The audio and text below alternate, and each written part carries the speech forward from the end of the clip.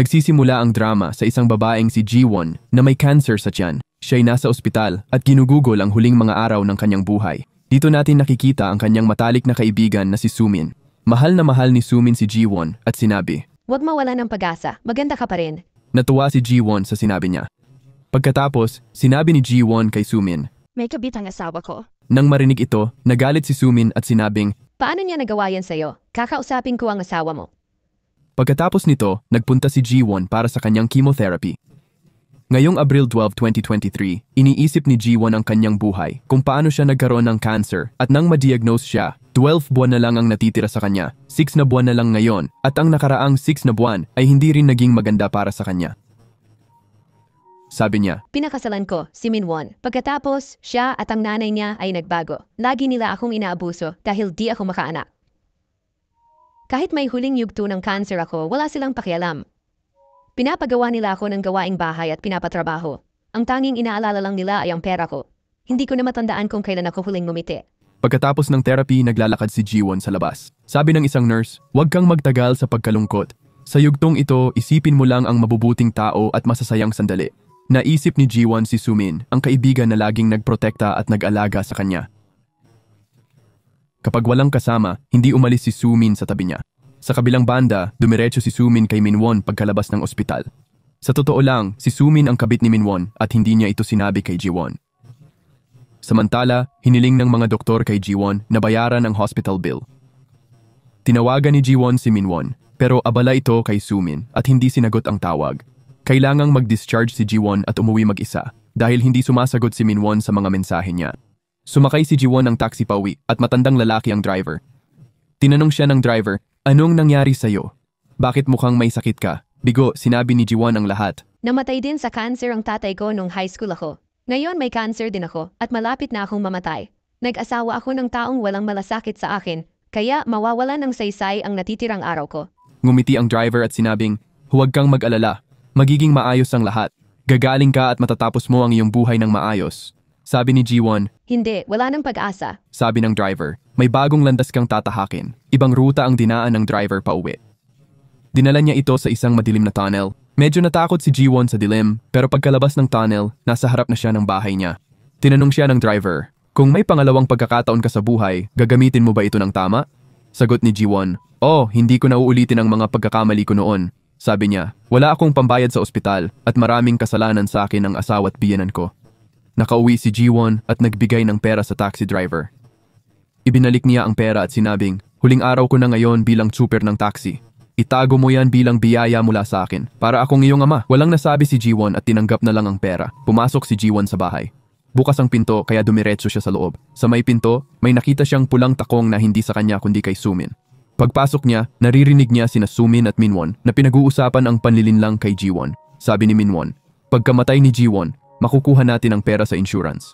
Nagulat ng husto si Jiwon nang makita silang magkasama. Sinasabi ni Minwon kay Sumin, "Kinuha ko na ang insurance ni Jiwon para sa cancer. Pag namatay si Jiwon, makakakuha tayo ng 1,000,000 piso. Sa ganun, bibili tayo ng bagong bahay at mamumuhay ng payapa." Gusto kong mamatay na agad si Jiwon. Nang marinig ito, labis na nalungkot si Jiwon. Napansin niya ang litrato ng kanyang ama na itinapon ni Minwon.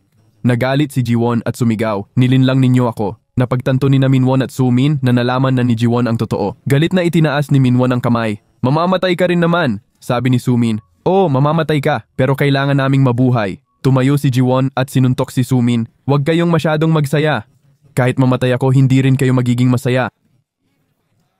Mas lalala pa ang kalagayan ninyo kaysa sa akin." Nagalit si Minwon at itinulak si Jiwon dahil sinuntok niya si Sumin. Bumagsak sa salaming mesa, dugoy umaagos mula sa ulo. Naisip ni Jiwon, "May huling pagkakataon ako, ngunit sinayang ko rin." Inisip niya, "Sana may himala at magkaroon ako ng bagong buhay. Hindi ko na uulitin ang mga pagkakamali ko." Pagkatapos nito, namatay siya. Nagdahilan sina Sumin at Minhwan na nahimatay at nahulog si Jiwon. Pagkamatay ni Jiwon, agad niyang iminulat ang mga mata. Nakaupo siya sa isang opisina. Hindi niya maintindihan kung bakit buhay siya at nandito. Pagkatapos, lumapit si Minhwan at tinangkang yakapin siya. Naaalala ni Jiwon ang lahat. Kaya lumayo siya, sumigaw ng malakas at sinimulang saktan ito.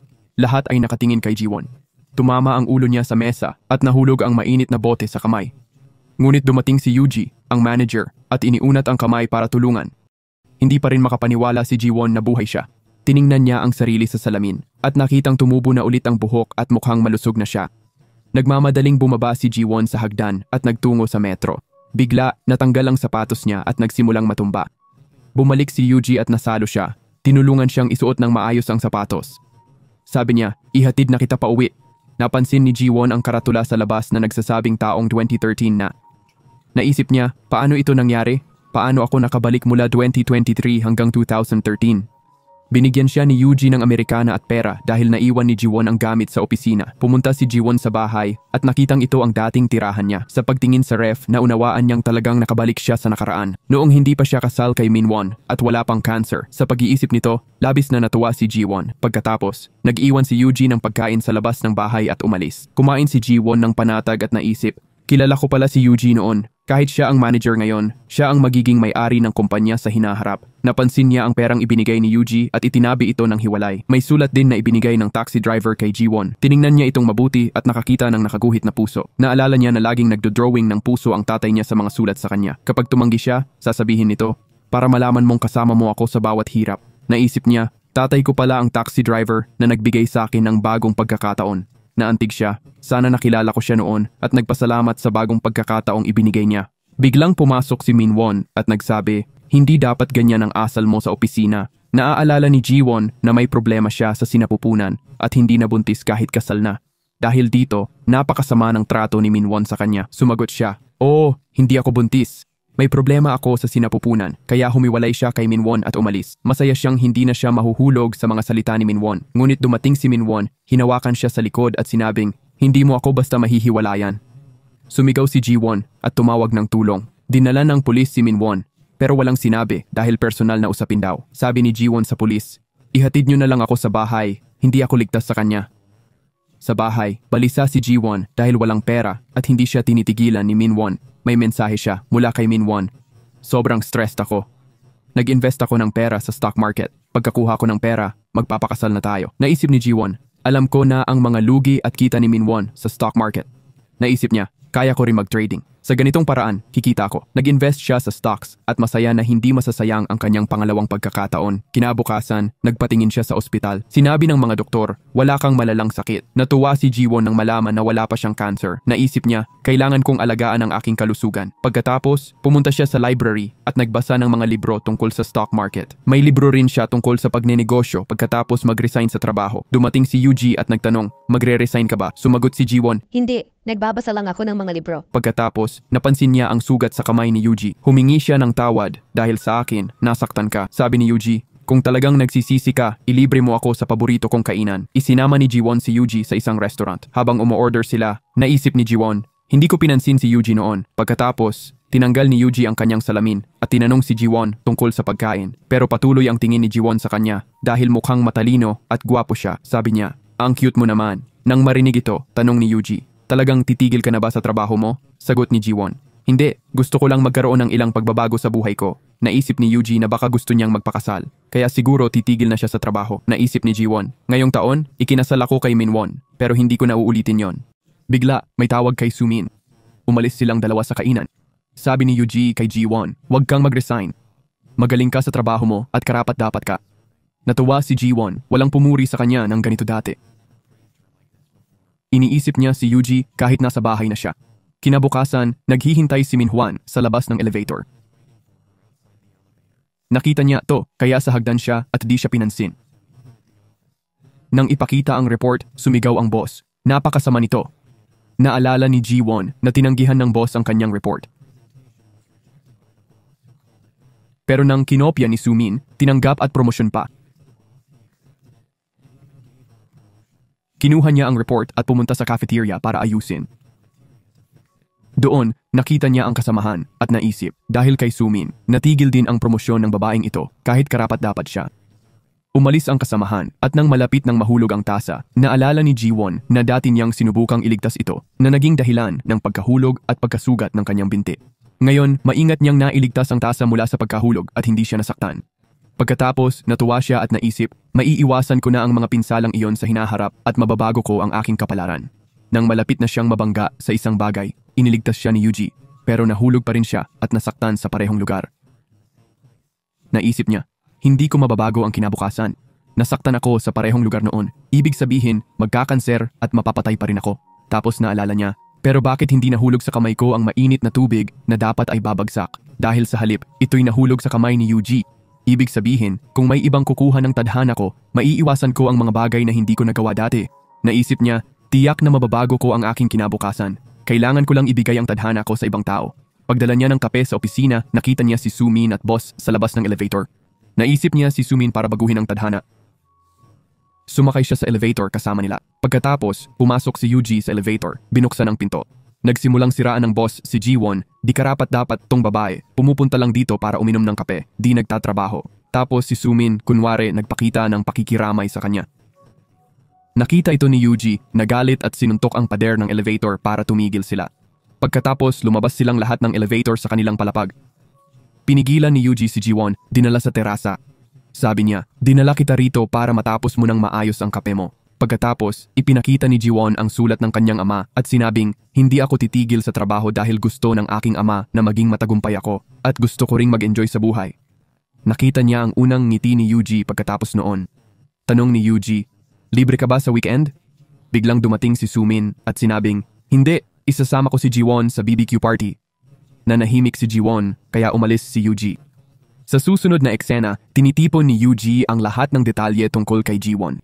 Tinawagan niya ang restaurant kung saan dadalhin ni Sumin si Jiwon at nalaman na may high school reunion party doon. Tumawag siya sa kaibigan para kumuha ng karagdagang impormasyon tungkol kay Jiwon.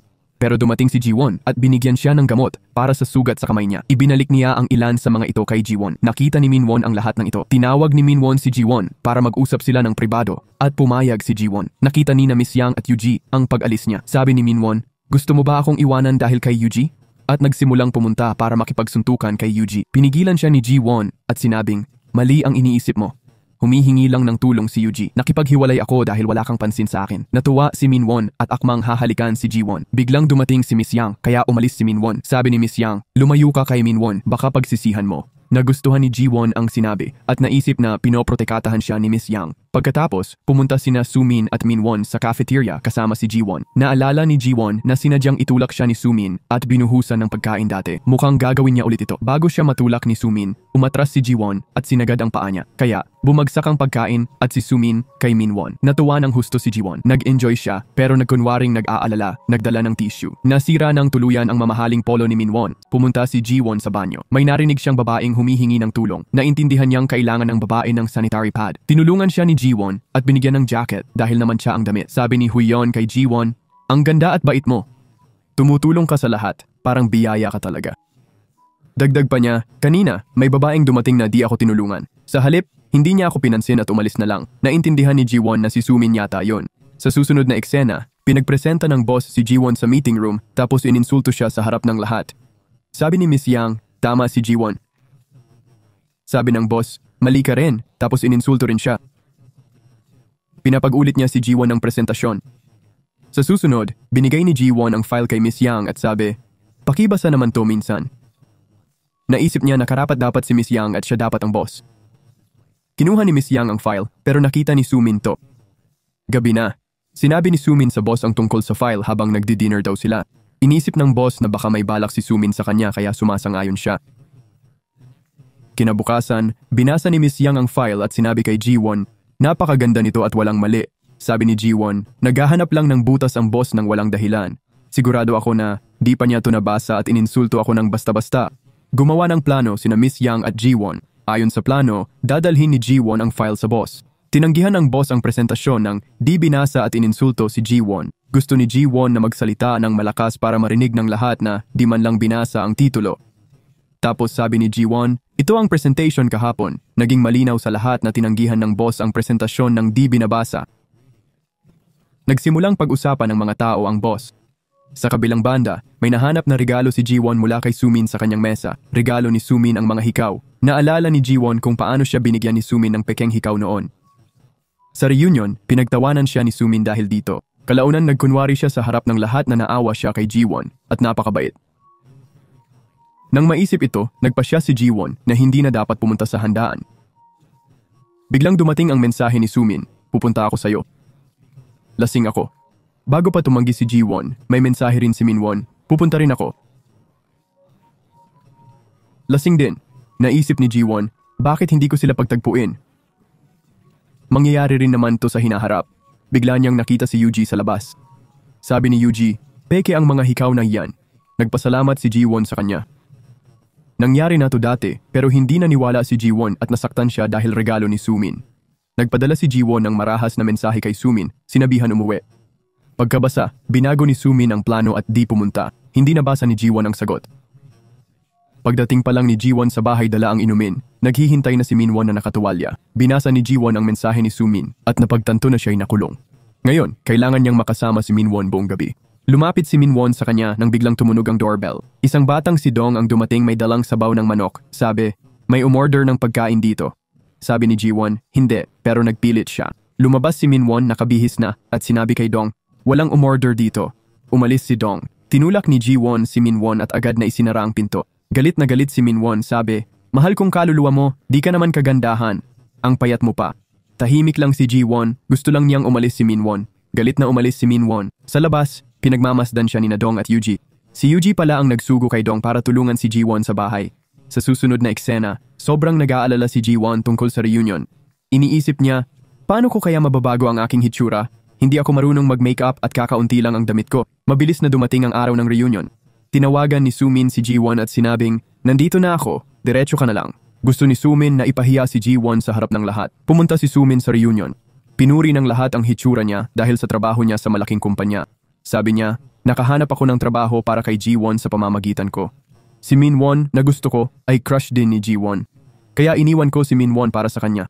Nang marinig ito, pinuri ng lahat si Sumin at sinabing, ang bait mo. Mabuti kang kaibigan pa rin kay Jiwon.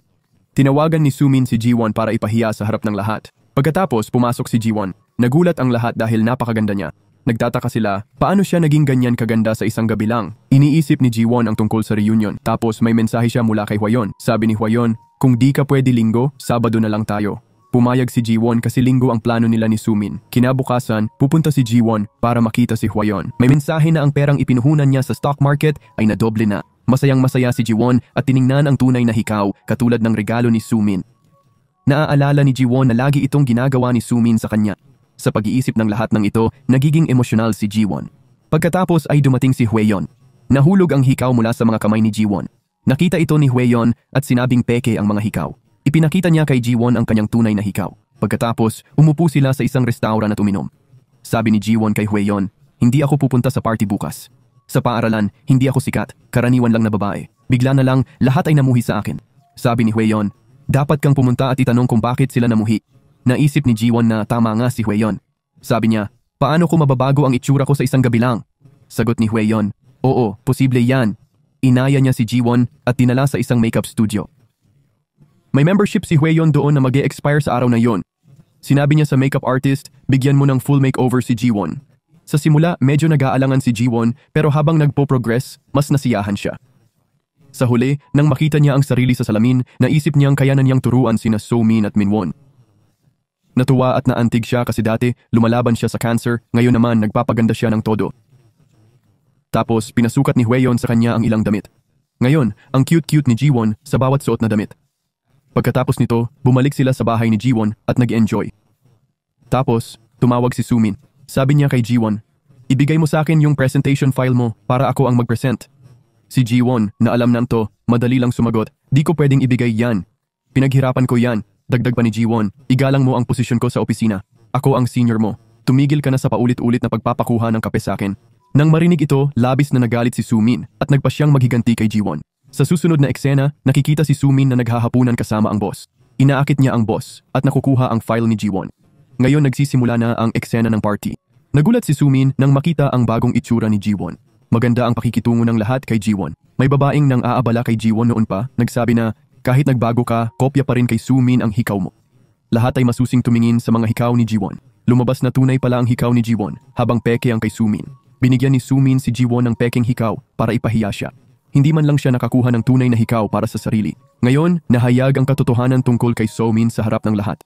Kailangan niyang harapin ang dating pinagdaanan ni Jiwon. Napanatag si Jiwon sa nakita at naisip na isa pa lang ang nagawang paghihiganti. Pagkatapos, pumunta si Jiwon sa banyo. Doon, ang babaeng laging nangaabala kay Jiwon ay nagsimulang siraan siya sa ibang babae. Nang malaman niyang nasa banyo si Jiwon, isa-isa niyang binuksan ang mga pinto. Bago niya mabuksan ang pinto, tinulak ito ni Jiwon at sinabing, "Ano bang problema mo sa akin?"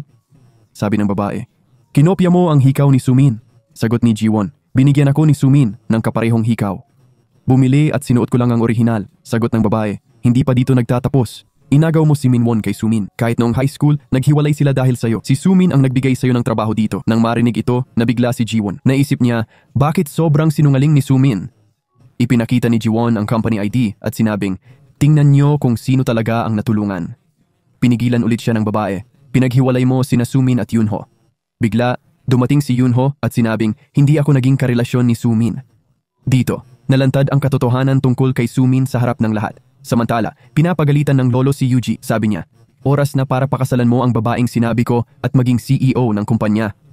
Tumanggi si Yuji, "May gusto ako sa ibang babae pero hindi mutual." Sabi ni Yuji, "Bigyan mo ako ng panahon para magustuhan niya rin ako." Nagulat si lolo nang marinig ito. Hindi niya inakala na may magugustuhan si Yuji. Pagkatapos, pumunta si Yuji para makita si Jiwon. Nakita niya si Jiwon kasama si Yunho at nagselos siya. Tinawag niya si Jiwon, "Samahan mo ako sa meeting." Samantala, hiningi ni Yunho ang number ni Jiwon at ibinigay naman niya. Pagkatapos, sumama si Jiwon kay Yuji sa meeting ng advertising company. May lalaking nakakita kay Jiwon at akmang makikipagkamay. Pero si Yuji ang nakipagkamay. Nagbigay ng suggestion si Jiwon. Ininsulto siya ng kabilang kumpanya. "Babae ka lang? Tumahimik ka na lang?" Nasaktan si Yuji nang marinig ito. Sabi niya, "Karapat-dapat na empleyado si Jiwon. Kaya nga dinala ko siya rito. Hindi mo siya dapat kausapin ng ganyan." Nagulat ang lahat dahil ngayon lang pinuri ng ganito ni Yuji ang sinuman. Sa labas, nagpasalamat si Jiwon at nag-dinner sila. Habang naglalakad, sabi ni Jiwon, "Lagi mo kong pinupuri habang iniinsulto ng iba." Malambing na sabi ni Yuji, "Ubusin mo ang lakas mo sa mabubuting tao. Kalimutan mo na ang masasama." Tapos tinanong ni Yuji, "Anong klaseng tao ako sa palagay mo?" Ngumiti si Jiwon at sinabing, "Napakabuti mo." Nagsimula silang tumawa. Bigla, may mensahe si Jiwon mula kay Yunho. Sabi ni Jiwon, "Si Yunho ang una kong pag-ibig. Gustong-gusto ko siya noong nasa paaralan pa." Sabi ni Yuji, "Mag-ingat ka sa mga desisyon mo sa buhay. Ayoko nang makaranas ka pa ng problema." Pagkatapos, ipinakita si Minwon na galit na galit. Biglang dumaan sina Yuji at Jiwon sa parehong daan. Nakita ni Jiwon si Minwon at yumuko para magtago. Pagkabangon niya, nakita si Sumin at nagtago ulit. Nakangiti si Yuji nang makita ito. Sina Sumin at Minwon ay nasa labas ng bahay ni Jiwon. Hindi gumagana ang password ng pinto, pinalitan ni Jiwon. Niligawan ni Minwon si Sumin at isinuot ang Amerikana sa kanya. Magkasama sina Yuji at Jiwon. Tanong ni Yuji, "Anong gusto mong gawin sa susunod?" Sagot ni Jiwon, "Interior design at self-defense." Sabi ni Yuji, "Pwede kitang turuan ng self-defense." Sabay pagmamalaki. Tumawa si Jiwon, "Di ko alam may ganitong side ka pala." Tinanggal ni Yuji ang salamin at ngumiti. Sabi ni Jiwon, "Subukan mo kaya ang contact lens. Bagay sa'yo, mukhang matalino." Inihatid siya ni Yuji. "Malaking desisyon ang kasal. Pag-isipan mong mabuti." Biro ni Jiwon, "Di ka ba mag-aasawa?" Ngumiti si Yuji, "Gusto ko ring magpakasal." Kinabukasan, pumasok si Jiwon na may bagong itsura. Nagulat at pinuri siya ng lahat. Dumating si Minwon, "Ang ganda mo," sabi niya. Sa kabilang banda, dumating si Yuji at patuloy na tinitingnan si Jiwon. Sobrang ganda niya kaya nabangga si Yuji sa mesa habang nakatitig. Sinubukang ligawan siya ni Somin, kunwari tumutulong, pero di siya pinansin ni Yuji. Napansin ni Jiwon na naka-contact lens si Yuji, mukhang matalino at gwapo. Pagkatapos, nalaman ng lahat na magkasama sina Jiwon at Yuji noong weekend. Sa susunod na eksena, pinupuri si Minwon, "Ang cute ng girlfriend mo." Sabi rin nila, "Ngayon kailangan mong mag-ingat ng husto. Lahat ng lalaki ay titingin sa girlfriend mo." Sa kabilang banda, lumapit si Sumin kay Jiwon, kunwari inosente, "Mahal pa rin kita." Naisip ni Jiwon, "Kung di ko nakita ang hinaharap, baka naniwala ako pero hindi na ngayon." Sabi ni Jiwon, "Maganda rin ang takbo ng stock business ni Minwon. Malaki na ang kinikita niya ngayon." Nang marinig ito, napukaw ang atensyon ni Sumin kay Minwon. Paalis na si Yuji sa elevator, pero nang makita si Jiwon sa loob, pumasok siya. Sabi ng mga tao, swerte raw si Minwon na may girlfriend na tulad ni Jiwon. Sabi ni Yuji, "Tulad ng pagtanggal mo ng salamin at pagsuot ng lenses sa mungkahi ko, may nagmungkahi ba sa'yo ng bagong itsura mo?" Sabi ni Jiwon, "Hindi, talagang komportable ako sa mga damit na to. Yun lang."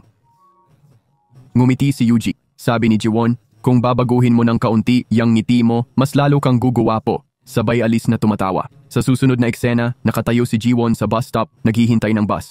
Naisip niya, baka gusto siya ni Yuji. Kaya pala tinanggal nito ang salamin sa mungkahi niya. Samantala, tinawagan ni Yuji ang kaibigan para mag-judo ng alas 2:30 ng madaling araw at binugbog ito ng husto para matuto at makapagturo kay Jiwon. Gulat na tanong ng kaibigan, bakit mo ginagawa ito lahat? Pagkaligo, tiningnan ni Yuji ang sarili sa salamin.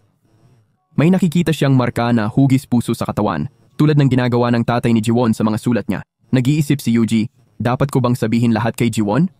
Magkasabwat sina Minwon at Sumin para linlangin siya. Pagkatapos, may ipinakitang flashback. Noong Abril 13, 2023, dumalo si Yuji sa burol ni Jiwon. Kasabay nito, naaresto sina Sumin at Minwon sa pagpatay kay Jiwon. Narinig ni Yuji ang usapan ng mga masasamang babae at ni Yunho. Sinasabi nila na pinasama ni Sumin ang imahe ni Jiwon sa lahat sa pamamagitan ng kasinungalingan.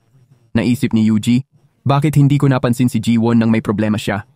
Labis siyang nalungkot na wala siyang nagawa para kay Jiwon. Pauwi, sumakay siya ng taxi na minamaneho ng tatay ni Jiwon. Binigyan din nila si Yuji ng pangalawang pagkakataon. Kinabukasan, na-aksidente si Yuji at namatay. Nagmulat ang kanyang mga mata noong 2013. Tulad ni Jiwon, alam niyang ito'y pagkakataon para protektahan si Jiwon. May marka rin siyang hugis puso sa katawan. Mula noon, si Jiwon ay nasa lahat ng dako, tulad ng pagpapadala kay Dong sa bahay niya at kay Yunho sa reunion para linisin ang lahat sa harap ng lahat. Gayunpaman, hindi alam ni Yuji na binigyan din ng pangalawang pagkakataon si Jiwon. Kaya natatakot siyang sabihin ang totoo, iniisip na baka hindi siya paniwalaan nito. Isang flashback scene ang ipinapakita. Lumapit si Jiwon, na lasing kay Yuji. Unay iniwasan siya ni Yuji, pero nang makitang may mga lalaking sumusunod, bumalik siya. Niyakap siya ni Jiwon at sinabing, ako'y nag-iisa na sa mundong ito ngayon. Wala nang sino man dito ang pag-aari ko. Tapos sabi niya, napakabuti mo. Pagkatapos, humiga sila sa hardin at doon nakatulog. Kinabukasan, paggising ni Yuji, wala na si Jiwon. Isang araw, nakita niya si Jiwon na nakikipag-usap at nagpapakain sa isang cute na kuting. Nagsimula ring magpakain si Yuji at gumawa ng maliit na bahay para dito. Nang malapit ng masagasaan ng pusa, naaksidente si Yuji habang sinusubukang iligtas ito. Sa kasalukuyan, naisip ni Yuji, marami akong pagkakataong iligtas si Jiwon noon pero hindi ko pinansin. Ngunit ngayon, hindi ko hahayaang may mangyari kay Jiwon. Sa pagkakataong ito, tiyak na ililigtas ko siya. Pagkatapos nito, nagbago siya ng itsura at dumating sa opisina, mukhang napakagwapo. Lahat ay patuloy na nakatitig sa kanya. Lumapit si Yuji kay Jiwon at nagsabi, salamat. Ikaw ang nagsabi sa akin na magpalit ng damit. Pinagmamasdan ni Minwon ang lahat ng ito. Tinawag niya si Jiwon at sinabing, pinapahanga ka lang ni Yuji. Hindi lahat ng lalaki ay katulad ko. May iba tulad ni Yuji na makasarili at nanlilinlang sa mga babae. Naisip ni Jiwon tungkol sa sarili niya ang sinasabi nito. Tinanong niya, hindi mo ba ako iiwanan tulad ng iba? Nanahimik si Minwon at tumawa si Jiwon bago umalis. Sumakay si Jiwon sa elevator. Alam niyang naghihintay si Sumin sa labas ng elevator. Sabi ni Sumin kay Jiwon, kailangan ko ng project mo. Matatag na sabi ni Jiwon, pag-usapan natin ito mamaya. Nagalit si Sumin pero hindi nagbago ang plano niya.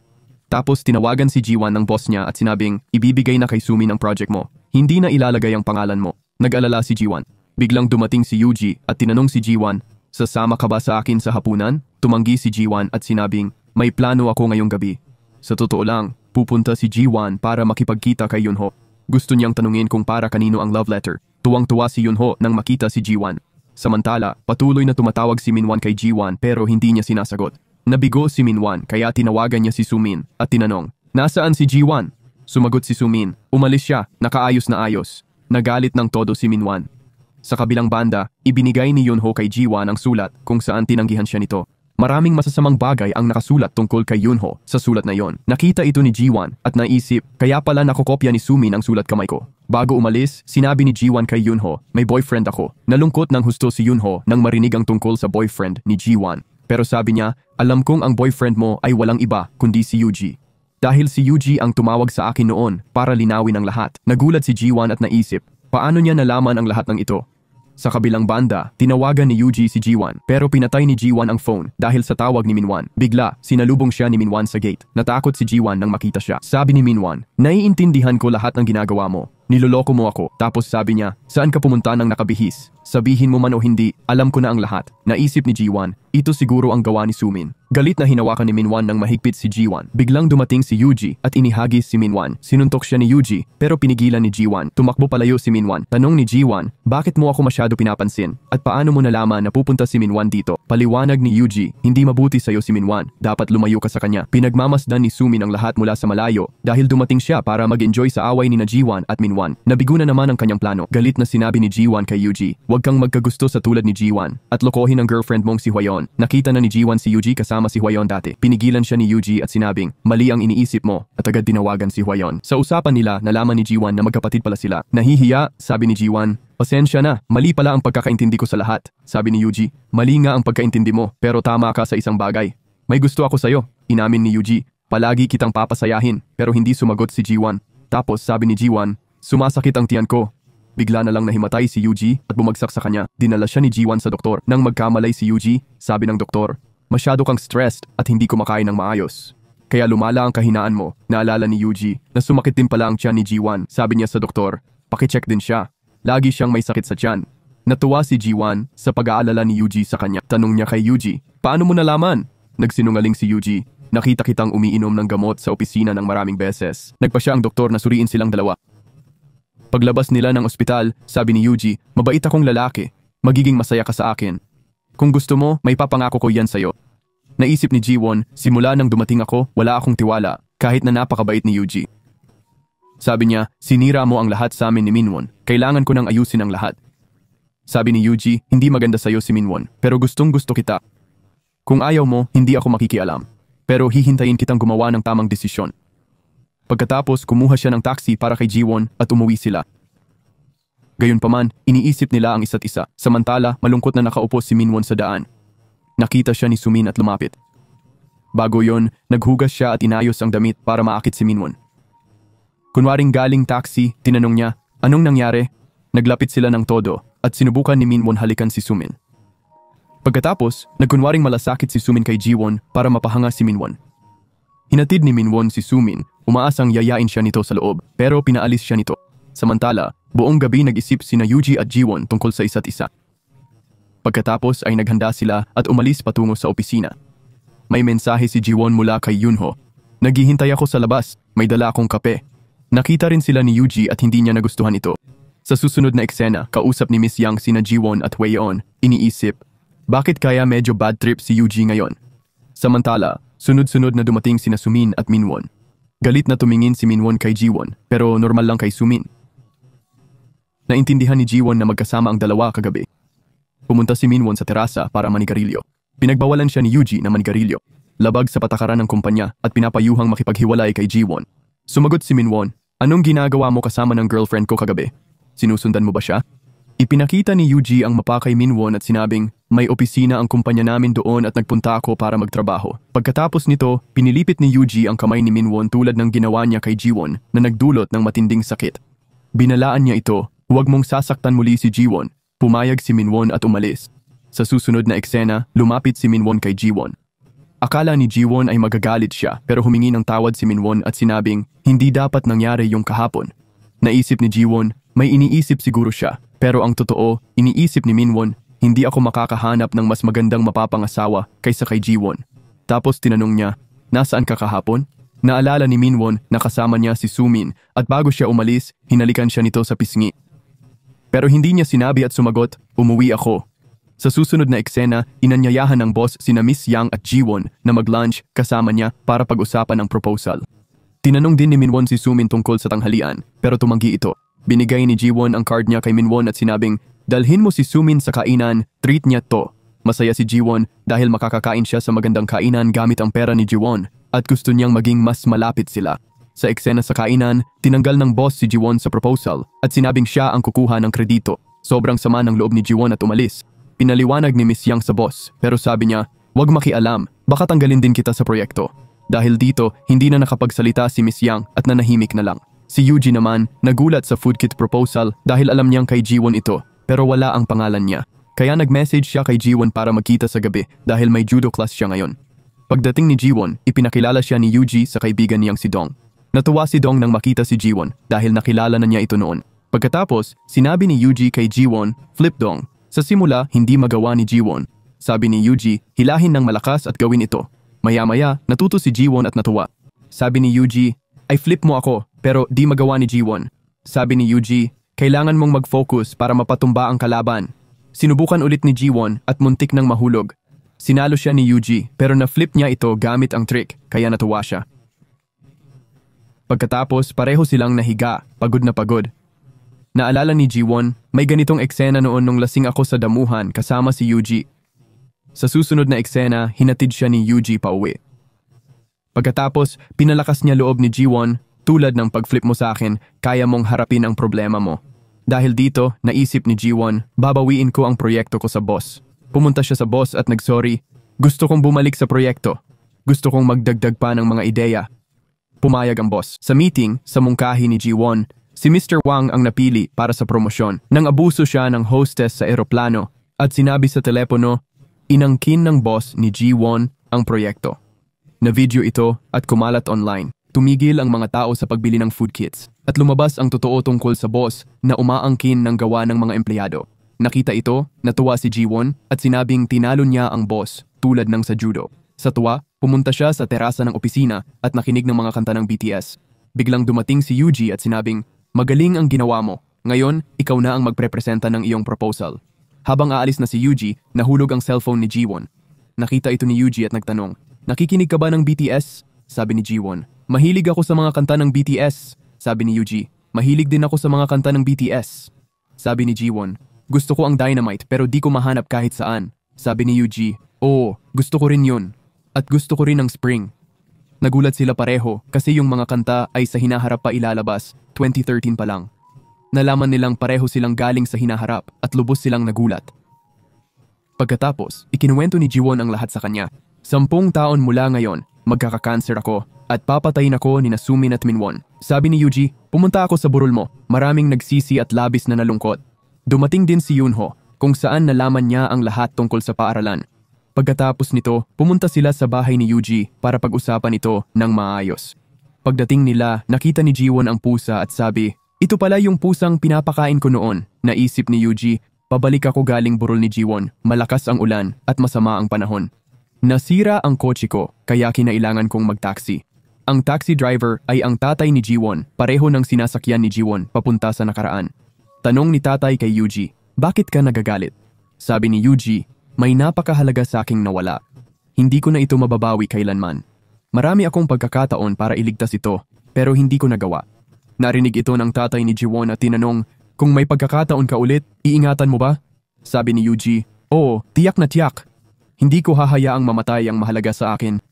Kinabukasan, naaksidente siya at napunta sa 2013 pero hindi niya sinabi kay Jiwon. Sa halip, sabi niya, nakatulog ako at paggising ko, 2013 na. Tapos tinanong niya si Jiwon, anong gagawin mo para maiwasan si Nasumin at Minwon? Sa tingin ko dapat kang umalis ng lungsod o wag na silang kausapin. Pinakita ni Jiwon ang marka sa kamay niya at sinabing, dapat nasa kamay ko to, pero iniligtas mo ko. Ibig sabihin, pwedeng mapunta sa iba ang aking kapalaran. Pinatay na ko ni Minwon dati, kaya niyang gawin ulit. Kailangan ko lang ipalit ang kapalaran ko kay Sumin. Kung mapunta sa kanya ang tadhana ko, mangyayari rin sa kanya ang nangyari sa akin. Nalungkot si Yuji dahil namatay rin siya para bumalik at 10 taon na lang natitira sa kanya. Hindi niya mabago ang kanyang kapalaran. Nag-alala si Yuji pero hindi niya sinabi kay Jiwon at nanatiling tahimik. Sa susunod na eksena, naging aktibo ang lahat dahil kay Mr. Lee sa opisina bilang bagong boss nila. Sabi ni Huion kay Jiwon, si Mr. Lee ay dumating na sa opisina. Nag-alala si Yuji nang marinig ito dahil si Mr. Lee ay kanyang stepbrother. Nang dumating si Yuji sa opisina, sinabi ni Mr. Lee, di natin ilalagay si Jiwon sa food kit plan. Bagong team ang bubuuin na pamumunuan ni Miss Yang. Nagalit si Yuji pero nanatiling tahimik, nag-isip, si Mr. Lee ay mabuting tao at alam ang tama at mali. Inanunsyo ni Yuji, aalis ako sa food kit project. Nagulat si Jiwon at tinanong si Yuji, bakit mo ginawa yon? Sabi ni Yuji, pagkakataon to para mapalapit si Nasumin at Minwon. Nanatiling tahimik si Jiwon nang marinig ito. Nakita ni Jiwon sa opisina na pinag-uusapan ang stock market. Ito rin ang mga stocks na pinuhunan ni Jiwon. Binuksan ni Jiwon ang computer at nakitang nagdoble ang kanyang stocks. Nang makita ito, tuwang-tuwa siya. Umalis si Jiwon mula roon. Nagulat si Sumin nang tingnan ang computer dahil walang sinabi si Jiwon sa kanila. Bumili rin si Sumin ng stock na yon. Mabait si Minwon kay Jiwon pero gusto lang niya ang pera nito. Sabi niya, tayo'y mag-dinner ngayon. Tumanggi si Jiwon. Nag-insurance na ako sa perang ito. Galit na sabi ni Minwon, kailangan mong ibenta ang iyong stocks.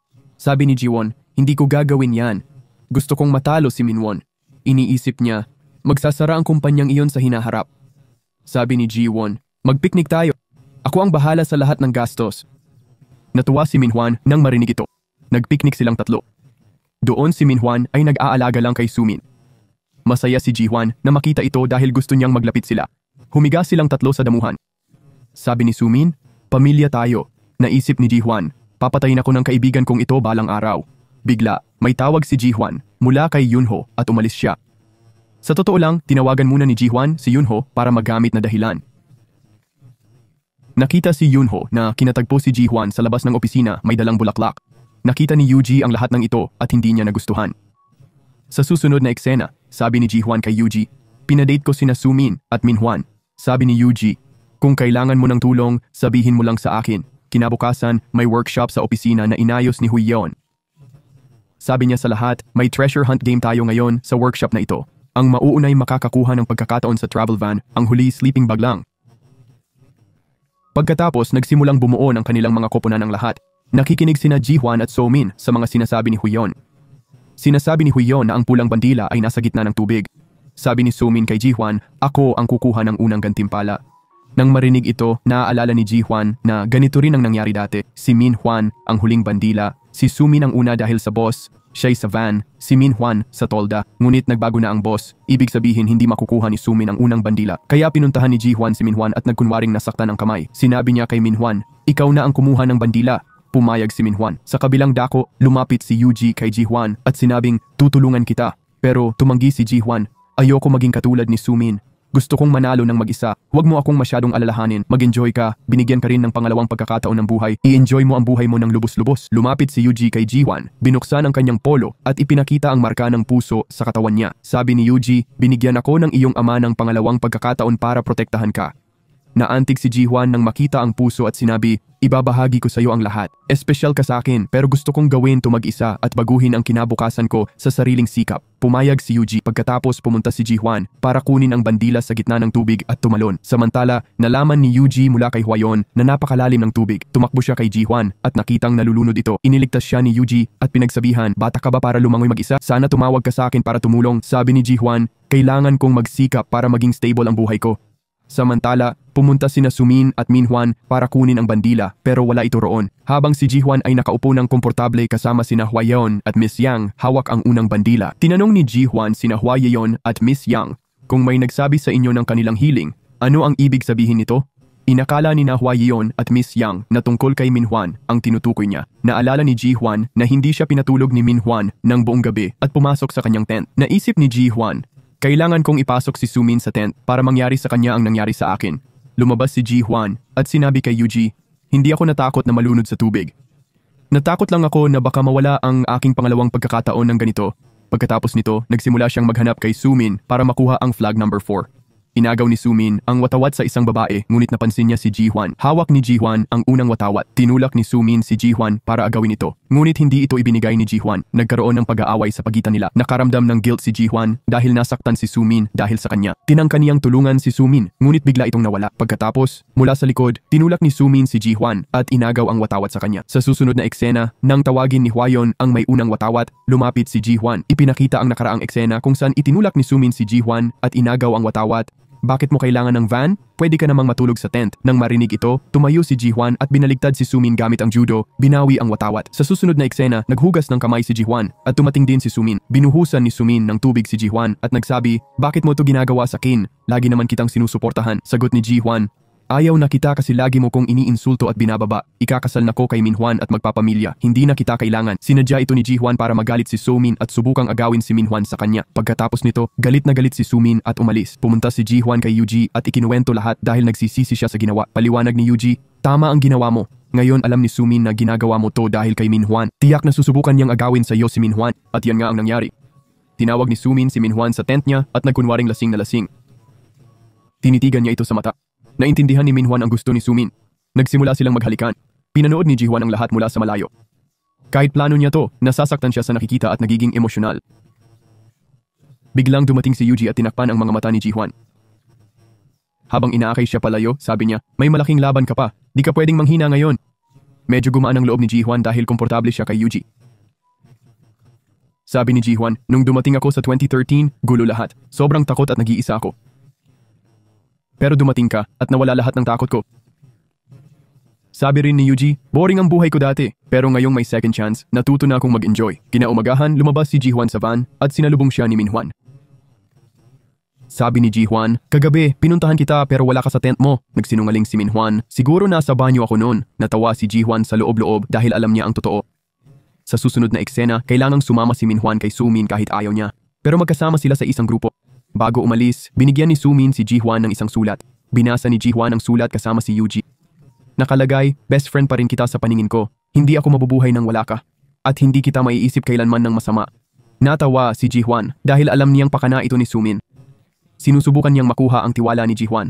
Sa susunod na eksena, namamahala ng food stall sina Min-hwan at Sumin. Sinusubukan ni Sumin na maakit si Min-hwan sa iba't ibang paraan. Dinala niya si Min-hwan sa basement para sa food allergy sign. Doon, nagsimula silang maghalikan. Bigla, may narinig silang ingay mula sa itaas at may kumain pala sa food stall nila na naging sanhi ng allergy. Hindi nila nailagay ang allergy sign dahil abala sila sa isa't isa. Dinala nila ang tao sa ospital. Kinabukasan, balita sa TV na may kumpanyang nagsara dahil sa scam. Ito rin ang kumpanyang binili ni Min-hwan ng stocks. Masaya si Ji-hwan dahil nagtagumpay ang kanyang plano. Samantala, lumapit si Min-hwan kay Ji-hwan at sinabing, nagsara ang kumpanyang pinag-investan ko. Marami rin akong utang sa private loans. Ano na ang gagawin ko ngayon? Sa kabilang dako, kinausap ni Min-hwan si Sumin ng sarilinan at sinabing, kung mas maaga kitang nakilala, ikaw sana ang pinakasalan ko. Pero ngayon, dahil sa komplikadong sitwasyon natin, hindi ko na magagawa yan. Pagkasabi nito, iniwan niya si Sumin. Pero sinabi pa rin ni Sumin sa kanya, pwede kang bumalik sa akin kahit kailan. Pagkatapos, nakipagkita si Min-hwan kay Ji-hwan sa isang kainan at nagalok ng kasal para lang sa pera. Sabi niya, pakakasalan mo ba ako? Kukunin ko rin ang pera ng mga magulang ko para sa kinabukasan natin. Pero alam ni Ji-hwan na ginagawa ito ni Min-hwan dahil wala na siyang pera. Hindi sumagot si Ji-hwan at tahimik na umalis. Pagkatapos, kinausap niya si Yuji at sinabi lahat, kailangan nating bilisan ang plano. Kung hindi, mapipilitan akong pakasalan si Min-hwan at di ko mababago ang tadhana ko. Pagkatapos, pumunta si Ji-hwan sa bahay ni Yuji para alagaan ang pusa nito. Binigay ni Yuji ang password ng bahay. Pwede kang pumunta dito kahit kailan. Sabi ni Ji-hwan, magpo-propose ulit si Min-hwan sa birthday ko. Ganun din dati, pangit na proposal na mali pa ang spelling ng Mary. Nag-isip ng mabuti si Yuji. Hindi nagtagal, dumating ang kaarawan ni Ji-hwan. Nag-propose si Min-hwan. Pero ngayon ay napaka-grand nito. Masaya si Ji-hwan dahil pinasaya ni Yuji ang kanyang kaarawan. Plano ito ni Yuji para ipakita kay Sumin ang grand proposal ni Min-hwan. Nagselos si Sumin at naisip, siguradong paghihiwalayin ko sina Ji-hwan at Min-hwan. Pagkatapos, tinawag ni Sumin si Ji-hwan para magkita sila ng mag-isa. Sinabi niya, mahal na mahal pa rin kita. Humingi siya ng tawad kay Ji-hwan at hinawakan ang kamay nito. Pero binitawan ni Ji-hwan ang kamay niya at sinabing, ayoko nang makipagkaibigan sa'yo. Bigla na lang sinabi ni Sumin, hindi ako marunong lumangoy at tumalon sa tubig. Tumalon si Ji-hwan para iligtas siya pero marunong pala talaga lumangoy si Sumin at nagsinungaling lang kay Ji-hwan. Hinawakan niya si Ji-hwan sa tubig na may nakakatakot ng ngiti sa mukha. Nang mga sandaling iyon, dumating si Yuji at iniligtas silang dalawa sa bahay. Parehong nag-aalala sina Yuji at Min-hwan kay Ji-hwan. Sabi ni Min-hwan, pumunta ka sa kwarto mo at magpahinga. Pero tumanggi si Ji-hwan at sinabing, ayos lang ako dito. Pagkatapos, pumasok si Min-hwan sa kwarto niya kung saan naghihintay na si Sumin sa kama. Natakot si Min-hwan nang makita siya at sinabing, umalis ka dito. Natatakot siyang baka makita sila ni Ji-hwan na magkasama. Pero si Sumin, para manipulahin siya, sabi, lagi kitang pinapasaya. Ngayon naman, ikaw ang magpasaya sa akin. Nang marinig ito, nahulog si Min-hwan sa kanyang mga salita. Sa kabilang banda, magkatabi sina Yuji at Ji-hwan. Sabi ni Ji-hwan kay Yuji, hinawakan niya ko sa tubig na may nakakatakot ng ngiti. Sobrang natakot ako. Ngayon ko lang nakita tong panig na to ni Sumin. Nang marinig to, medyo nag-alala rin si Yuji. Bigla, dumating si Hyeon para uminom ng tubig habang natutulog. Nagtago sina Yuji at Ji-hwan sa likod ng haligi. Magkalapit na magkalapit. Pagkatapos, dinala ni Yuji si Ji-hwan sa beach. Doon, naginuman sila at ipinagdiwang ang birthday ni Ji-hwan. Kinabukasan, pumasok si Ji-hwan sa opisina. Pinuri ng lahat si Min-hwan nang makita ang singsing sa daliri niya. Susunod na eksena, napakalapit ni na Ji-won at Yuji sa elevator. Pagkatapos noon, pumunta sila sa terasa. Sabi ni Yuji, kung gusto mong makipaghiwalay kay Min-won, bakit mo sinasabi sa lahat ang tungkol sa proposal na to? Sumagot si Ji-won, dahil ilalantad ko si Min-won bago ko siya hiwalayan. Sinabi niya kay Yuji, kailangan mong nandoon. Sabi ni Yuji, may biyahe ako sa Japan, kaya di ako makakapunta. Ikaw na ang bahala sa lahat. Sa susunod na eksena, sinabi ni na Miss Yang at Hoyeon kay Min-won, magplano ka na ng hapunan kasama ang pamilya mo at ipakilala si Ji-won. Bigla dumating si Ji-won at nagsabi, oh, mataas ang inaasahan ko ngayon dahil sa malaking sorpresa ni Min-won. Gusto kong makita ang gagawin niya sa hapunan at mamimili din tayo. Sabi ni Hoyeon, dapat si Min-won ang magbayad ng lahat. Nang marinig ito, nakita ang reaksyon sa mukha ni Min-won. Kinabukasan, dumating si So-min sa bahay ni Ji-won na may regalo sa kaarawan na siyang mga takong na ibinigay sa kanya ni Ji-won noon. Sabi ni So-min, sumali ka sa cooking class kasama ko. Ako ang sasagot sa lahat ng gastos dahil ikakasal ka na at gusto kong matuto kang magluto. Naalala ni Jiwon na tinanong siya ni Sumin tungkol sa mga klase dati, pero hindi siya sumali at hindi nalaman ang plano ni Sumin. Ngayon, nagpa siya si Jiwon na sumali sa mga klase. Kinabukasan, naghanda sila at pumunta sa cooking class. Naroon din ang nanay ni Minwon. Nang makita siya, naintindihan ni Jiwon ang buong plano ni Sumin dahil hindi marunong magluto si Jiwon, samantalang magaling si Sumin. Naisip ni Jiwon, sinusubukan ni Sumin pasayahin ang babaeng hindi kailanman magiging masaya. Nagkunwaring eksperto si Sumin sa klase para lang ipakita sa nanay ni Minwon.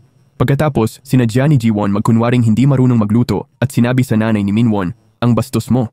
Gusto ni Jiwon na hindi siya magustuhan ng nanay nito. Pagkatapos, lahat ay nagtatapos sa pagluluto. Dumating ang chef para tikman ang pagkain at talagang nagustuhan ang ulam ni Jiwon. Sobrang nagulat ang nanay ni Minwon dahil napakasarap pala ng luto ni Jiwon. Naisip ni Jiwon, di ako marunong magluto noon, pero tinuruan ako ng nanay ni Minwon sa pamamagitan ng takot. Ang kasanayang yon ang tumulong sa akin ngayon. Nabigo ang plano ni Sumin. Tinanong niya si Jiwon, "Hindi ka marunong magluto? Paano mo nagawa to?" Sumagot si Jiwon, "Hindi talaga ako marunong magluto. Tinuruan lang ako ng tatay ko ng recipe na to at ito lang ang alam ko. Wala na akong ibang kayang lutuin." Bigla namang dumating si Minwon. Nagulat siya nang makita si Sumin dahil nagsinungaling siyang may meeting siya. Nagulat din si Sumin nang marinig ito. Hinawakan niya ng mahigpit ang kamay ni Jiwon at sinabing, "Ililigtas kita mamaya." Naintindihan siya ni Jiwon at sinabing, "Tinatanggap ko ang hamon mo." Pagkatapos, nag-shopping ng mahal si Jiwon dahil wala siyang pakialam sa pera ni Minwon. Gayunpaman, balak niyang gastusin ang lahat ng pera niya kay Sumin sa hinaharap. Pagkatapos mamili, tinanong siya ni Minwon, "Saan tayo dapat maghapunan kasama ang pamilya?" Bigla namang tumawag si Yunho kay Jiwon na kilalang kilala ang restaurant ni Minwon. Inagaw ni Minwon ang telepono ni Jiwon at kinausap si Yunho, "Malapit na kaming ikasal ni Jiwon. Gagawin namin ang hapunan ng pamilya sa restaurant mo. Gawin mong espesyal at bigyan mo kami ng diskwento." Nagulat si Yunho nang marinig ito. Tinawagan siya ulit ni Jiwon at sinabing, "Huwag kang gumawa ng ganyan." Sumagot si Yunho, "Hindi, ikaw ang una kong pag-ibig. Tiyak na may gagawin akong espesyal para sa iyo." Pagkatapos, ipinakita si Yuji na bumalik mula sa Japan at dumiretso sa kanyang lolo. Emosyonal siyang pinilit ng lolo, "Pakasalan mo na si Yura kaagad." Sumagot si Yuji, 10 taon ka pa mabubuhay." Naisip niya kung gaano nalungkot ang lolo niya sa aksidente, kaya niyakap niya ito. Samantala, personal na inihahanda ni Yunho ang lahat para sa hapunan. Pagdating ni Minwon sa restaurant, wala pa si Jiwon. Dahil dito, labis siyang nagalit at tinawagan si Jiwon. Sabi ni Jiwon, "Nasa taxi ako." Maya-maya, dumating din ang mga magulang ni Minwon at nagtanong tungkol kay Jiwon. Sabi ni Minwon, pumunta si Jiwon sa banyo. Bigla na lang, pumasok si Jiwon. Napakaganda niya sa suot niyang maitim na bestida, ngunit masyadong matapang ang damit para sa mga magulang ni Minwon. Sabi ni Jiwon sa kanila, "Ah, kayo pala ang nanay ni Minwon." Kasi sa cooking class, sinabi nila kay Jiwon na kawawa ang mapapangasawa niya. Nang malaman ng nanay na gusto ni Minwon si Jiwon, nagbago ang isip niya. Kahit ayaw niya kay Jiwon, pumayag pa rin siya. Pero sabi niya, "May mga kondisyon ako. Kung pumayag si Jiwon, gagawin ko siyang manugang ko." Sabi niya, "Gawin mo lahat ng gawaing bahay at matutong magluto." Pumayag si Jiwon at sinabing, "Gagawin ko ang lahat ng iyan." Nang banggitin ni Jiwon ang pagbitiw sa trabaho, nagulat sina Minwon at nanay. Sabi ni Jiwon, "Kung gagawin ko lahat yan, di ako makakapagtrabaho." Sabi ng nanay ni Minhwan, "Malas ng tatay mo na may anak na babae lang at walang lalaki. Tanging anak na lalaki ang makakatulong ng husto sa magulang." Nagalit si Jiwon nang marinig ito dahil di niya matanggap ang pamimintas sa tatay niya. Malakas niyang sinabi, "Paano mo nasabing ganyan tungkol sa tatay ko?" At umalis na nagsasabing, "Ayoko nang magpakasal." Pinigilan siya ni Minhwan pero di siya nakinig. Sinundan siya ni Minhwan at sinabing, "Anong ginagawa mo?" Sabi ni Jiwon, "Nakikipaghiwalay na ako sa'yo. Ayoko na kayong pakasalan." Narinig din ito ni Yunho. Pinigilan siya ulit ni Minhwan pero naalala ni Jiwon ang turo ni Yuji. Binuhat niya si Minhwan at malakas na ibinato sa lupa. Nagulat ang nanay ni Minhwan at si Eunho nang makita ito. Pero masaya si Jiwon dahil ang ganda ng pakiramdam niya. Sa susunod na eksena, sumisigaw ng malakas si Minhwan. Sa bahay, hinampas siya ng nanay niya at sinabing, "Kasalanan mo to lahat. Pinakilala mo kami sa babaeng bastos na yon." Bigla, pumunta si Minhwan sa bahay ni Jiwon at kumatok ng malakas. Sa kabilang banda, pagbukas pa lang ni Jiwon, nakatayo na sina Huyeon at Yuji sa harap niya. Lumipat si Jiwon sa gusali kung saan nakatira rin si Yuji. Sa kabilang dako, isang bodybuilder ang nagbukas ng pinto sa harap ni Minhwan. Galit niyang sinabi, "Bakit ka nandito?" Pagkarinig nito, nagsimulang pawisan si Minhwan. Na-realize niya na lumipat pala ng tirahan si Jiwon. Nagulat siya at sinabing, paano niya to ginawa nang hindi nagsasabi? Samantala, tinutulungan ni Yuji si Jiwon na mag-ayos ng mga libro sa estante. Habang ginagawa ito, napalapit sila sa isa't isa. Napansin ni Huyeon ang lahat ng ito. Sa elevator, tinanong ni Huyon si Yuji, may gusto ka ba sa kaibigan ko? Sinabihan siya ni Yuji na tumahimik at sinabing, mabait si Ji-hwan. Gusto ko lang tumulong. Pagkatapos nito, galit na dumating si Min-hwan sa opisina. Kasunod nito, dumating din si Ji-hwan sa opisina. Paglapit ni Min-hwan, sinampal siya ni Ji-hwan ng 2 beses. Nang tangkaing gumanti si Min-hwan, dumating si Yuji at pinigilan siya. Sigaw ni Min-hwan, nung sinampal niya ko, wala kang sinabi. Tapos ngayong babalik ko, bigla kang dumating. Ang unfair mo naman, sabi ni Ji-hwan, niloloko mo ko sa ibang babae. Nilagay niya ang panty sa ulo ni Min-hwan. Nakita ko to sa kotse mo. May paliwanag ka ba dito? Sigaw ni Min-hwan, bakit ka pumasok sa kotse ko?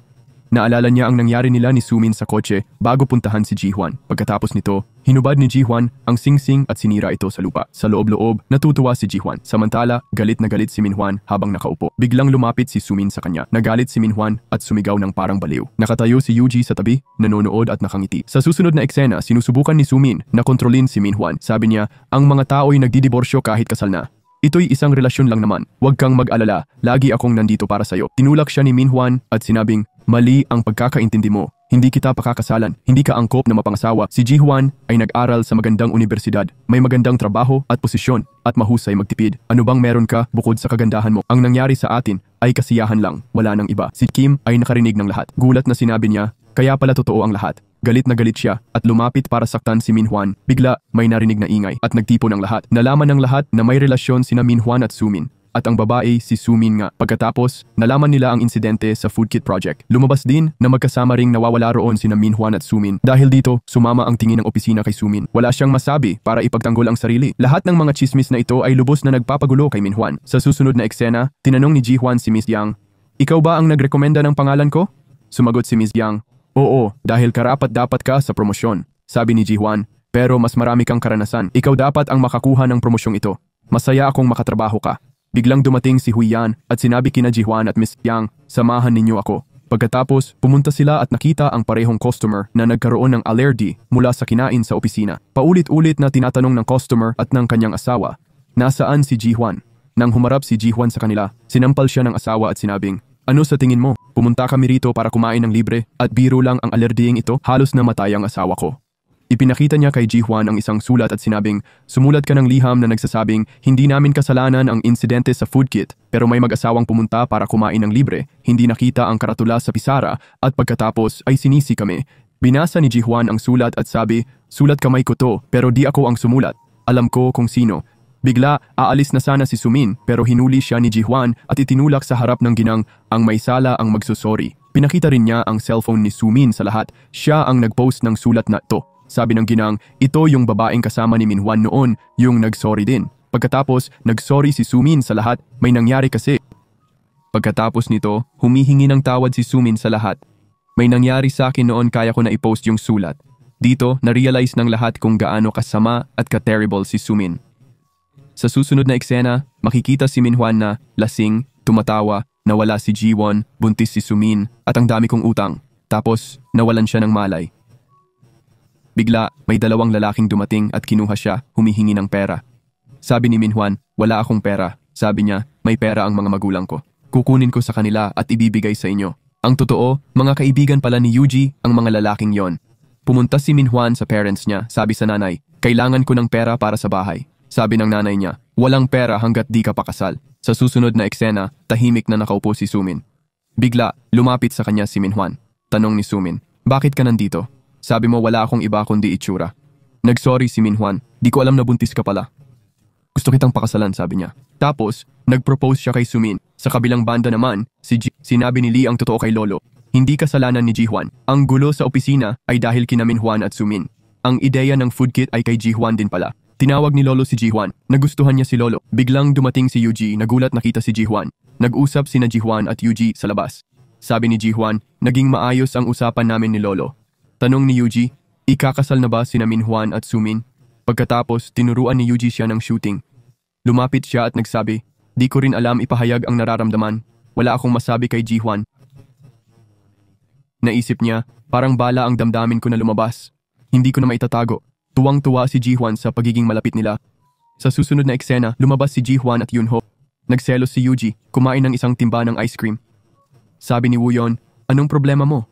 Bakit ka ba nag-uugali ng ganyan? Gusto ko rin ng ice cream. Igalit na binali ni Yuji ang tube at iniabot sa kanya. Masaya si Ji-hwan kay Yunho pero sabi niya, "Yunho, kaibigan lang kita." Narinig ito ni Yuji. Nakita siya ni Ji-hwan at nagtanong, "Anong ginagawa mo rito?" Nagdahilan si Yuji, "Humihinga lang ng sariwang hangin." Sabi ni Ji-hwan, "Kailangan kitang kausapin." Dinala siya ni Yuji sa bahay niya. May magandang Christmas decor siya para kay Ji-hwan. Tanong ni Yuji, "Bakit mo tinanggihan si Yunho?" Sabi ni Ji-hwan, "Nakita kita kahit saan. Gusto kong maging tapat." At inamin niya ang kanyang pagmamahal sa kanya. Hinalikan niya siya at aalis na sana. Pinigilan siya ni Yuji, hinalikan, pero naalala ang aksidente. Tinulak niya si Ji-hwan, "Di ako para sa'yo. Di ka magiging masaya." Di alam ni Ji-hwan ang gagawin, kaya tahimik siyang umalis. Kinabukasan sa opisina, sinabi ni Miss Yang kay Ji-hwan na may sakit si Yuji. Umuwi si Ji-hwan at nagluto ng lugaw. Naalala ang pagsisikap niya noon para kay Min-hwan na di nagpahalaga. Dinala niya ang lugaw sa bahay ni Yuji at nag-doorbell pero walang sumagot. Inisip niyang wala si Yuji sa bahay at aalis na sana. Bigla niyang narinig ang pusa kaya ginamit niya ang password na ibinigay ni Yuji para makapasok. Nakita niya si Yuji na nakahiga sa sahig at agad siyang tinulungan. Sabi ni Yuji, "Dumating ang doktor at uminom na ako ng gamot." Sabi pa niya kay Ji-hwan, "Parang bangka ang buhay ko, di ko mapatatag." Naalala ni Ji-hwan na sinabi niya to sa isang lalaki nang lasing siya. Napag-isip niyang si Yuji pala yon. Biglang ipinagtapat ni Yuji, "Simula nang makita kita, gusto na kita. Gusto kong maging matatag para sa'yo." Naging emosyonal si Ji-hwan, iniisip na di niya nakilala si Yuji. Nanatili si Ji-hwan sa bahay ni Yuji dahil may lagnat, inalagaan siya. Kinaumagahan, wala nang lagnat si Ji-hwan. Naghanda siyang pumasok, biglang tanong ni Yuji, "May nangyari ba sa ating kagabi?" Sabi ni Ji-hwan, "Oo, marami. Ngayon, panagutan mo to bilang mabuting tao." Pumayag si Yuji at natuwa si Ji-hwan sa kakyutan niya. Tumawa siya at sinabing, "Biro lang," saka umalis. Sinundan siya ni Yuji. Niyakap siya nito at sinabing, "Kahit mali ka, gusto kitang kasama. Tinuruan mo kong magtiwala at makitang di lahat masama. May mabubuting tao rin pala." Niyakap siya pabalik ni Yuji. Sabay silang pumasok, may relasyon na, lihim na nagde-date. May espesyal na ngiti sa kanilang mga mukha. Sa susunod na eksena, nag-text si Yuji, "Free ka ba weekend?" Sagot ni Ji-hwan, "Hindi ikaw. Tayo, natawag dyan mula ngayon." Natuwa ng husto si Yuji nang marinig ito. Sa susunod na eksena, ipinakilala ni Min-won si So-min sa kanyang ina. Nagsinungaling siya, sinasabing nag-aral si So-min sa prestihiyosong universidad. Nagsinungaling din si So-min para magpa-impress. "Gusto ng nanay ko si Min-won. Napakabait niyang tao." Tugon ng ina, "Mabuti kang babae dahil pinili mo ang anak ko at pumayag sa kasal." Sa labas, tanong ni So-min, "Bakit mo sinabing nag-aral ako sa magandang universidad?" Sagot ni Min-won, "Ikaw din naman, nagsinungaling ka rin." Pareho silang natahimik. Pagkatapos, iniwan siya ni Min-won at umuwi. Sa susunod na eksena, nakita nating nagde-date sina Yuji at Ji-won, kung saan nalaman na ang kasal ni Min-won at So-min ay sa parehong bulwagan kung saan ikinasal sina Ji-won at Min-won na ikinasaya niya. Pagkatapos ng hapunan, naglakad sina Yuji at Ji-won sa dalampasigan. Tanong ni Yuji, "Hanggang kailan mo ako tatawagin na Mr. Yo?" "Yo," sagot ni Ji-won. "Ano naman dapat ang itawag ko sa'yo?" At tinanong siya, "Ano ang tawag sa'yo ng dating girlfriend mo?" Sabi ni Yuji, "Ikaw ang una at huling babae sa buhay ko." Pagkatapos noon, niyakap siya ni Ji-won. Sa kabilang banda, nagdaos ng party si Miss Yang para sa promosyon niya, na dinaluhan ng lahat ng staff. Samantala, tumitingin sina Min-won at So-min ng mga apartment kasama ang nanay niya. Tanong ni Min-won, "Di ba sabi mo bibili ka ng bahay? Bakit tayo tumitingin ng mga inuupahan?" Sabi ng nanay niya, "Oo, bibili ako ng bahay, pero hindi ngayon. 2 taon pagkatapos ng kasal nyo." Nagalit si Min-won nang marinig to habang walang nangyayari ayon sa gusto ni So-min. Ang nanay ni Min-won ang nagdedesisyon ng lahat. Kinabukasan, gumawa si So-min ng bagong imbitasyon at ipinadala kay Ji-won. Natuwa si Ji-won nang makita ito at ipinadala kay Yuji. Kumalat ang balita sa opisina at pinagtsitsismisan nila si Min-won bilang masamang tao. Kalaunan, nalaman natin na ipinadala pala ni Lolo si Mr. Lee sa opisina para bantayan si Yuji. Pagkatapos, nakita natin sina Yuji at Ji-won na magkasama. Sabi ni Ji-won sa kanya, "Ikaw pala ang nagkalat ng imbitasyon ni Min-won at So-min." Nagsimulang tumawa silang dalawa. Sa kabilang banda, galit na galit si Min-won kay So-min at sinabing, "Bakit mo inimbitahan si Ji-won? Gusto ko sanang itago ito." Samantala, masayang-masaya sina Ji-won at Yuji dahil kasal ni So-min at Min-won ngayon. Naghahanda na si Ji-won para pumunta sa kasal. Biglang dumating si Yuji at binigyan siya ng kwintas na matagal na niyang binili para sa kanya. Sabi ni Yuji, "Karapat-dapat ka sa pinakamahusay." Sabi ni Ji-won, "May ganito ring kwintas si So-min, pero orihinal yung binigay ni Yuji sa kanya." Nang marinig ito, naluluha siya. Habang tinitingnan ni Sumin ang sarili sa salamin, masaya siya't nanalo kay Jiwon at maganda siya. Dumating ang nanay ni Minwon, nakasuot ng mas mahal na damit kaysa kay Somin at nakita ang ina nito.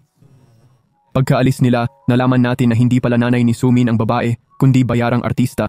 Sa kabilang banda, pumasok sina Jiwon at Yuji. Nang makita silang magkasama, nagulat si Minwon. Sabi ng kaibigan niya, "Di ba yan ang dating nobya mo? Mukhang siya ang nakipaghiwalay sa'yo, hindi ikaw." Bigla, iniabot ni Jiwon sa kanya ang isang sobre.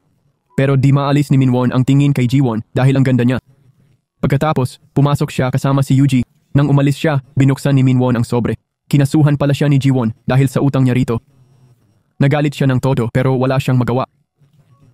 Sa susunod na eksena, lumapit si Jiwon kay Sumin at naalala ang sanay kasal nila ni Minwon. Pero sinabi niya kay Sumin, "Ang ganda-ganda mo." Dito, pinuri ni Sumin ang biyenan. Pili niya tong damit at mahal na mahal niya ako. Narinig ito, tumawa si Jiwon at sinabing, "Ang buti naman." Bigla, hiniling ni Sumin na magpakuha sila ng litrato. Sabi ni Jiwon, hindi na kailangan to. Inihagis niya ang bag na bigay ni Minwon sa paa ni Sumin. Binili to ni Minwon. "Gamitin o ibenta mo." Sabi pa niya, "Ang galing mo mag-alaga ng basura kong tinapon." Nagulat si Sumin. Si Jiwon ba to? Kaya niyang gawin to? Bago pumasok, sabi niya sa sarili, "Di basura si Minwon. Inagaw ko siya. Ngayon, ako ang nanalo." Ngumiti siya pagpasok sa bulwagan. Naalala ni Jiwon, ganyan din ako pumasok nun. Sa wakas, ikinasal sina Sumin at Minwon. Masaya sina Yuji at Jiwon. Sumunod, si Miss Yang nasa opisina, umiiyak at di dumalo. Tanong ni Lee, "Anong nangyari?" Sabi niya, "May stomach cancer ako." Napunta ang kapalaran ni Jiwon kay Miss Yang dahil magkatulad sila at parehas niloloko ng asawa. Ngayon, lahat ng nangyari kay Jiwon ay mangyayari kay Miss Yang. Si Jiwon, akala'y naayos na ang lahat sa pagpapakasal ni na Sumin at Minwon. Sabi, "Baka naayos ko na lahat." Nang bumalik sina Jiwon at Yuji, may nakilala silang babaeng nagngangalang Yura. Sinabi niya kay Jiwon, "Ako ang dating fiancé ni Yuji. Baka si Yuji ang umurong sa kasal dahil sa akin." Labis na nagulat si Jiwon nang marinig ito. Sabi ni Yuji, "Maipapaliwanag ko ang lahat." Pero hindi naintindihan ni Jiwon at umalis. May tawag siya mula kay Hoyeon tungkol sa cancer ni Miss Yang. Lalo siyang nalungkot. Naintindihan na ang kapalaran niya ay napunta kay Miss Yang, hindi kay Sumin. Nagulat siya dahil hindi ito ang kanyang intensyon. Sa susunod, bumili si Jiwon ng kotse at inuwi si Miss Yang. "Huwag mong itago ang nararamdaman mo. Maaari mong ibahagi sa akin ang iyong damdamin." Niyakap siya nito at nagsimulang umiyak. Sa kabilang banda, nasa honeymoon sina Sumin at Minwon. Pero hindi man lang inaalagaan ni Minwon si Sumin.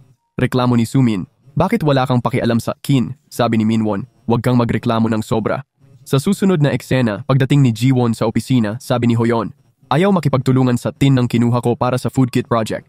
Si Mr. Kim ang may pakana nito lahat. Dumating si Yuji at sinabi kay Jiwon, "Halika, may sasabihin ako." Lumapit si Jiwon. Nagsorry si Yuji sa tawag. "May papaliwanag ko yung nangyari kagabi." Sabi ni Jiwon, "Kailangan ko ng oras mag-isip." "Wala akong maintindihan." Sabi ni Yuji, "Mag-isip ka para sa sarili mo. Narinig mo na ba ang tungkol sa kasal ko dati? Hindi ko talaga gusto si Yura kaya binasag ko ang kasunduan. Ikaw lang ang gusto ko at wala akong ibang maisip kundi ikaw." Para kay Jiwon, puro dahilan lang to. Hinawakan ni Yuji ang kamay niya. "Kunin mo tong card." Inayos ko na ang operasyon ni Miss Yang sa doktor. Kinuha niya ang card at umalis ng umiiyak. Pagbalik ni Yuji, nakita niya ang kwintas na bigay niya kay Jiwon sa labas ng pinto. Nalungkot siya ng husto dahil ibinalik ito ni Jiwon sa kanya. Ibig sabihin nito, hindi na nagtitiwala si Jiwon sa kanyang mga salita. Si Jiwon naman ay nag-iisip, "Napangasawa ko sina Sumin at Minwon, pero di ko na ilipat ang kapalaran ko. Talagang iba si Sumin sa akin." Tiniis ko ang mga salita ni na Minwon at ng kanyang ina, pero hindi kakayanin ni Sumin doon. Samantala, ipinakita sina Minwon at Sumin na gumagastos sa bahay, tapos nagsinungaling sa nanay. Sabi nila, "Naloko kami, nawala ang pera at di namin nakuha ang bahay." Galit na galit ang nanay niya at sinimulang sampalin si Minwon. Sabi niya kay Sumin, "Kasalanan mo rin to." Tumayo si Sumin at sumagot, "Ikaw ang nagbigay ng pera kay Minwon, hindi ako." Si Minwon ang pumirma sa kontrata. "May pera ako, pero ayaw kunin ni Minwon sa akin." Bago pa makapagsalita si Sumin tungkol sa utang ni Minwon, tinitigan siya nito kaya tumahimik na lang. Sabi ng nanay niya kay Sumin, "Napakabastos mo talaga." Sumagot si Sumin, "Huwag mong saktan si Minwon dahil siya ang mamahala ng bahay at magiging ama ng anak ko." Nang marinig ito, natahimik siya. Ngayon, pareho silang titira sa bahay ng mga magulang ni Minwon. Biglang pumasok si Minwon at sinabi, "Huwag kang mag-alala, bibigyan tayo ni mama ng bahay pagkapanganak ng anak natin." Tugon ni Sumin, "Hindi ako buntis." Nakunan ako dahil sa'yo. Naging emosyonal si Minwon at umiyak. Nagsinungaling ka sa akin. Ipinaalala ni Sumin ang mga kasinungalingan niya. Pareho silang nagpapatunayan na sinungaling ang isa't isa. Sa kabilang banda, nagtatrabaho pa si Jiwon sa opisina. Bigla, dinalan siya ni Huyo ng merienda. Padala ni Yuji to. Pinakiusapan kong magpakasal si Yuji kay Yura kasi ayaw niya makipag-date. Gusto niya ng pamilya, pero wala siyang nararamdaman kay Yura kaya tinapos niya ang engagement. Ayaw marinig ni Jiwon ang mga ito at nagsimulang umalis. Pinigilan siya ni Hyeon at sinabing hindi tunay na kapatid ko si Yuji. 2 beses nagpakasal ang tatay namin at ako'y anak ng pangalawa. Sobrang nasira si Yuji nang maghiwalay ang kanyang mga magulang, kaya hindi siya maaaring manloko ng kahit sino. Naalala ni Jiwon kung paano hinanap ni Yuji ang magaling na doktor para sa kanya. Sa kabilang banda, tinanong ni Yuji si Yura, "Bakit mo ginagawa to lahat?" Sagot niya, "Dati ayaw kita, pero ngayon naging napakagwapo mo na. Hindi kita pababayaang makasama ang iba dahil akin ka lang." Sa susunod, tiningnan ni Yura ang wedding pics ni Sumin at Minwon. Naisip niya, siguradong hindi nila alam kung sino si Yuji. Pagkagising ni Somin, nagulo ang bahay niya at sobrang naiinis siya sa nakita. Bigla, sinabi ng nanay ni Minhwan, "Linisin mong maayos ang buong bahay." Si Somin, kahit ayaw, nagsimulang maglinis. Pinadala ni Yura ang litrato ni Yuji at Jihwan at papeles ng kumpanya nagsasabing si Yuji na ang may-ari. Nakita ito ni Sumin, nagulat siya at sa galit sinira ang lahat. Inisip niya, binigay sa akin ni Jihwan ang basura niya habang nakikipag-date sa mayaman. Pagkatapos nito, umiyak na siya. Nang umuwi si Minhwan at nakita ang bahay, sabi niya, "Bakit ganito ang bahay?" Sabi ng nanay niya, "Tanungin mo ang asawa mo." Nang tinanong ni Minhwan si Sumin, ipinakita niya ang mga papeles at sinabing, "Niloko tayo." Pero sa halip na magalit, nainggit si Minhwan kay Yuji. Naisip ni Sumin, ang walang kwentang lalaki, basura rin siya at wala pang utak. Tapos tumawag si Yura kay Minhwan para magkita at humingi ng suporta. Tumanggi si Minhwan, "Di ako nakikinabang dito." Sa kabilang banda, si Sumin ay nagbabalak maghiganti kay Jihwan at may kachat. Sa susunod na eksena, tinawagan siya ng nanay ni Jihwan at nagyaya makipagkita. Nang magkita sila, sabi nito, "Ang ganda mo, parang ako. Pinakasalan kong tatay mo pero di ko siya minahal, kaya pinuntahan ko ang lalaking talagang mahal ko." Sabi pa niya, "Gusto kitang makilala noon pa pero di pumayag ang tatay mo, kaya ngayon lang tayo nagkatagpo." Sabi ni Jihwan, "Mabuti akong pinalaki ng tatay ko pero kulang ang presensya ng ina." Pagkatapos, balak niyang makipagkita sa nanay niya kinabukasan. Isinakay niya ang nanay sa kotse, nagpa-picture sila at nag-shopping. Tapos, biglang sabi ng nanay ni Jihwan, "Buti may mayamang boyfriend ka." Narinig ito ni Jihwan at sinabing, "Alam ko na ang lahat." Nalaman natin na si Sumin pala ang tumawag sa nanay ni Jihwan. Maya-maya, sabi ng ina ni Jihwan, "Kung alam mo ang totoo, bakit mo ibinigay sa akin ang lahat ng ito?" Sagot ni Jihwan, "Kasi noon pa man, gusto kong makipag-date sa nanay ko." Sabi ng kanyang ina, "Bigyan mo ako ng 100 milyon at hindi na ako babalik sa buhay mo." Tugon ni Jihwan, "Nakipaghiwalay na ako sa mayamang lalaki. Wala ka naman doon para suportahan ako. Ngayon, wala na rin akong maibibigay sa'yo. Umalis ka na." Dahil dito, nabigo ang plano ni Yura at nag-isip siya ng bagong paraan. Pumunta si Jihwan sa puntod ng kanyang ama at umiyak ng todo. Sabi niya, "Hindi ko nagamit ng maayos ang aking pangalawang pagkakataon at nasaktan ko ang isang mahalaga sa akin." Tinutukoy niya si Yuji. Pagkatapos nito, nagmaneho si Jihwan ng kanyang kotse. Biglang may nagsabi sa telepono, ipadala ang truck sa loob ng 3 minuto. Huminto si Jihwan sa traffic light, naghihintay na maging berde. Bigla, dumating ang kotse ni Yuji mula sa harap at malakas itong nabangga ng truck. Ang malubha ang aksidente ni Yuji. Dinala siya ni Jihwan sa ospital, umiiyak ng husto. Pagkatapos, pinakinggan niya ang voice note ni Yuji. Sa voice note, sabi ni Yuji, "Mahal na mahal kita, pero wala na akong oras. Noong 2023, namatay ako sa aksidente sa kotse at bumalik sa nakaraan. Ayaw kong malungkot ka, kaya di ko sinabi sa'yo to." Tapos, ipinakita ang eksena 7 araw ang nakalipas. Tinawag ni Yura si Minhwan, sabi, "Inilipat ni Yuji ang 100 meters na ari-arian kay Jihwan. Kung tutulungan mo ko, may pakinabang ka rin." Nagulat si Minhwan, sabi, "Bibitag mo ba ako?" Pagkatapos, nilapitan ni Yura si Sumin at mga magulang niya. Nalaman na ang lalaking tinakasan ng nanay ni Jihwan ay tatay pala ni Sumin. Binalak nilang patayin si Jihwan para magkabalikan sina Yuji at Yura. Sa kabilang banda, ginugulo ni Minhwan si Jihwan, sabi, "Niloko mo ko. Alam mong magiging iyo tong kumpanya, kaya iniwan mo ko." Mahigpit niyang hinawakan si Jihwan. Sinipa ni Jihwan ang singit niya na tumba. Sabi, "Huwag mong isiping mahina ko." Pagkatapos nito, umalis na siya. Nakita ni Minhwan sina Yuji at Jihwan na magkasama at sinabi, "Kaya pala ito ang plano. Kayo pala ang nagpakasal sa akin kay Sumin." Sobrang nagalit siya. Nasa hotel room sina Sumin at nanay ni Jihwan, naghihintay sa ama ni Sumin. Sabi ng nanay ni Jihwan, "Di ko alam kung patay na siya." Sabi ni Sumin, "Anong klaseng ina ka? Hinihintay ang kamatayan ng anak mo." Bigla, pumasok ang kanilang ama at sinabi, "Buhay si Jihwan." Samantala, nalaman din ni Minhwan at Yura ang balitang ito. Dumating ang bantay ni Yura, sabi tumakas ang ama ni Sumin. Sabi ni Yura kay Minhwan, puntahan si Sumin, umaktong normal. Walang makakaalam ng anuman. Pumunta si Minhwan sa kwarto ng hotel. Galit si Sumin, sabi, iniwan na naman ako ng tatay ko. Inalo siya ni Minhwan, kakampi pa rin natin si Yura. Kailangan nating umaktong normal. Samantala, inooperahan si Yuji sa ospital. Bigla, dumating sina Huiyon, Lolo at Jili. Narinig ni Jiwon si Jili. Nalaman na ama ni Sumin ang nagmaneho ng truck. Lumapit siya kay Jili, tanong, totoo bang para sa akin ang truck? Sagot ni Jili, oo, para sa'yo, pero sinadya ni Yuji makialam. Gawa ito ni Sumin at ng kanyang ama. Nagpasya si Jiwon makipagkita kay Sumin, nag-text. Agad dumating si Sumin para makipagkita. Tanong ni Jiwon, paano ka kukuha ng buhay ng tao? Nagkunwari si Sumin, tapos sabi, oo, ayaw ko talaga sa'yo. Nang malaman kong tumakas ang nanay mo at tatay ko, gusto kitang maging kaibigan. Pareho tayong magkamukha. Pero nung nakita kong mahal na mahal ka ng tatay mo, nasaktan ako. May tatay ka, wala ako. Sabi ni Jiwon, alam ko na ang lahat. Sagot ni Sumin, huwag kang magpabait-baitan. Ayaw na ayaw kita. Di ko alam bakit lagi kang nakakakita ng mabubuting tao sa buhay. Sagot ni Jiwon, wala pang masamang nangyayari sa'yo. May napakasamang mangyayari sa'yo. Matagal nang di pumapasok si Jiwon dahil kumatos pa si Yuji matapos ang operasyon. Hawak ni Jiwon ang kamay ni Yuji. Gumising ka na please. Hindi na ako ang dating Jiwon. Mas malakas na ako ngayon. Sobrang namimiss kita. Pinatugtog niya ang voice note ni Yuji at umiyak ng todo. Habang umiiyak, inamin niya ang pagmamahal kay Yuji. Bigla, nagkamalay si Yuji. Ngumiti siya kay Jiwon at sinabing, mahal din kita. Sa bahay, niyakap niya si Jiwon at sinabi, manatili ka muna ng ganito. Takot na takot akong mawala ka ulit. Hindi madaling gawin ang pagtanggal kay Yuro. 3 taon bago naputol ang kasunduan noon. Sabi ni Jiwon, may gagawin tayo. Hindi ko hahayaang may mangyari sa iyo.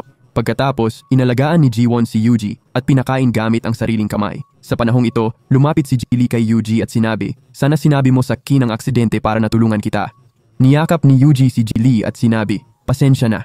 Mali ang pagkakaintindi ko sa iyo. Pabirong sinabi ni Jili, hanggang kailan mo isusuot yang benda? Tumawa si Yuji at sumagot, ayaw akong payagan ni Jiwon na tanggalin ito. Sa kabilang banda, sinabi ng bodyguard ni Yura na isara na ang kaso bilang aksidente. Sa susunod na eksena, nagkunwaring masakit si Yuji para makuha ang atensyon ni Jiwon. Nang aalis na si Jiwon, sabi ni Yuji, ang sakit ng kamay ko. Pwede ka bang manatili dito? Pumayag si Jiwon at naglatag ng kama sa sahig ng silid ni Yuji. Bumaba rin si Yuji at hinalikan siya sa pisngi. Pagkatapos ay pareho silang nakatulog. Sa susunod na eksena, sina Jiwon, pulis at King. Yang ay pumunta para hulihin ang asawa niya sa bahay. Sira ang lock ng pinto. Naalala ni Jiwon na noong 2023, sira rin ang lock. Pagpasok nila, may nakita silang pulang sapatos. Nakita ang mga ito, natakot si Jiwon. May salaming mesa rin doon kung saan namatay si Jiwon. Binasag ni Jiwon ang mesa. Makalipas ang ilang sandali, nag-away sina Ginong Yang at ang kanyang asawa. Inihagis niya si Ginong Yang sa parehong lugar. Naintindihan ni Jiwon na kung hindi niya binasag ang mesa, ganun din sana ang pagkamatay ni Ginger Yang. Pag-uwi, sinabi ni Jiwon kay Yuji ang lahat at sinabing, napunta ang swerte ko kay Ging Yang dahil sa panluloko. Kailangan ko ng pahintulot mo para maakit niya si Minhwan. Para manlin lang din siya kay Sumin at mapunta ang swerte dito. Sa ganitong paraan, lolokohin din niya si Sumin. At ang swerte nito'y mapupunta kay Sumin imbes na kay Miss Yang. Pagkatapos, pumunta si Jiwon sa opisina na kapulang takong at umupo sa tabi ni Minwon. Sabi niya, anong ginagawa mo dito mag-isa? Binigyan ako ng lolo ni Yuji ng 10 emer para makipaghiwalay kay Yuji. Ibinigay ko sa manager. Nagkunwari siyang pwede pa ring bumalik kay Minwon. Sa susunod na eksena, si Minwon, na impluensya ni Jiwon, nagsalita tungkol sa diborsyo kay Sumin.